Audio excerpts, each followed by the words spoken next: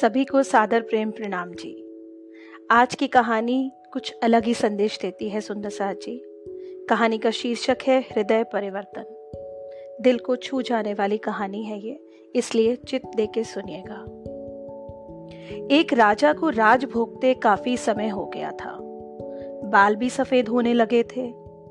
एक दिन उसने अपने दरबार में उत्सव रखा और अपने गुरुदेव एवं मित्र देश के राजाओं को भी सादर आमंत्रित किया। उत्सव को रोचक बनाने के लिए राज्य की सुप्रसिद्ध नर्तकी को भी बुलाया गया। राजा ने कुछ स्वर्ण मुद्राएं अपने गुरुजी को भी दे दी ताकि नर्तकी के अच्छे गीत व नृत्य पर वे उसे पुरस्कार दे सके। सारी रात नृत्य चलता रहा।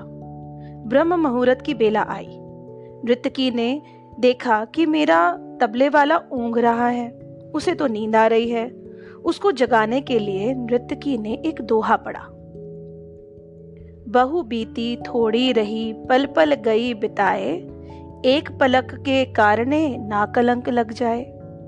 बहु बीती थोड़ी रही पल पल गई बिताए, एक पलक के कारणे ना कलंक लग जाए। अब इस दोहे का अलग अलग व्यक्तियों ने अपने अनुरूप अर्थ निकाला। तबले वाला सतर्क होकर बजाने लगा। जब यह बात गुरुजी ने सुनी, गुरुजी ने सारी मोहरें उस नर्तकी के सामने फेंक दी। वही दोहा नर्तकी ने फिर पढ़ा तो राजा की लड़की ने अपना 9 लखा हार नर्तकी को भेंट कर दिया। उसने फिर वही दोहा दोहराया तो राजा के पुत्र युवराज ने अपना मुकुट उतारकर नर्तकी को समर्पित कर दिया।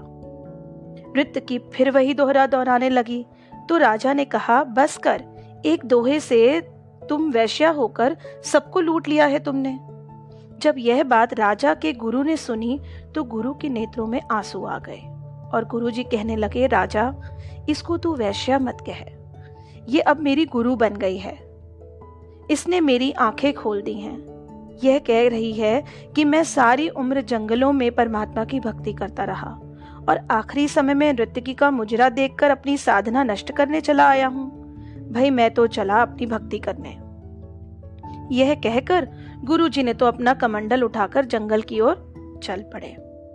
राजा की लड़की ने कहा, पिताजी, मैं जवान हो गई हूँ, आप आंखें बंद किए बैठे हैं, मेरी शादी नहीं कर रहे हैं और आज रात मैंने आपके महावत के साथ भागकर अपना जीवन बर्बाद कर लेने का फैसला कर लिया था। लेकिन इस नर्तकी ने मुझे सुमति दी कि जल्दबाजी मत कर, कभी तो तेरी शादी होगी ही। अपने पिता को क्यों कलंकित करने पर तुली है? युवराज ने कहा, पिताजी, आप वृद्ध हो चले हैं, फिर भी मुझे राज्य नहीं दे रहे हैं। मैंने आज रात ही आपके सिपाहियों से मिलकर आपका कत्ल करवा देने का सोच लिया था, लेकिन इस नर्तकी ने समझाया कि पगले, आज नहीं तो कल आखिर राज्य तो तुम्हें ही मिलेगा। क्यों अपने पिता के खून का कलंक अपने सिर पर लेता है? धैर्य रख। जब ये सब बातें राजा ने सुनी तो राजा को भी आत्मज्ञान हो गया। राजा के मन में वैराग्य आ गया। राजा ने तुरंत फैसला किया, क्यों ना मैं अभी युवराज का राज तिलक कर दूं। फिर क्या था, उसी समय राजा ने युवराज का राज तिलक किया और अपनी पुत्री को कहा, पुत्री, दरबार में एक से एक राजकुमार आए हुए हैं। तुम अपनी इच्छा से किसी भी राजकुमार के गले में वरमाला डालकर पति रूप में चुन सकती हो। राजकुमारी ने ऐसा ही किया और राजा सब त्याग कर जंगल में गुरु की शरण में चला गया।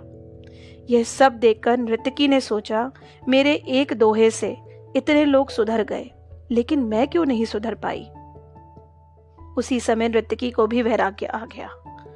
उसके हृदय को ये बात छू गई। ये घटना सबके हृदय को परिवर्तित कर गई।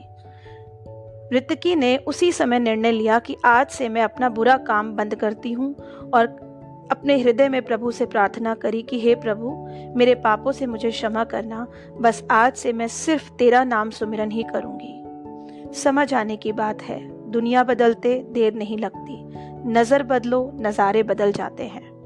एक दोहे की 2 लाइनों से भी हृदय परिवर्तन हो सकता है। बस केवल थोड़ा धैर्य रखकर चिंतन करने की आवश्यकता है। क्या दोहा कहता है? बहु बीती थोड़ी रही पल पल गई बिताए, एक पलक के कारणे ना कलंक लग जाए। सभी को मंगलमय प्रणाम।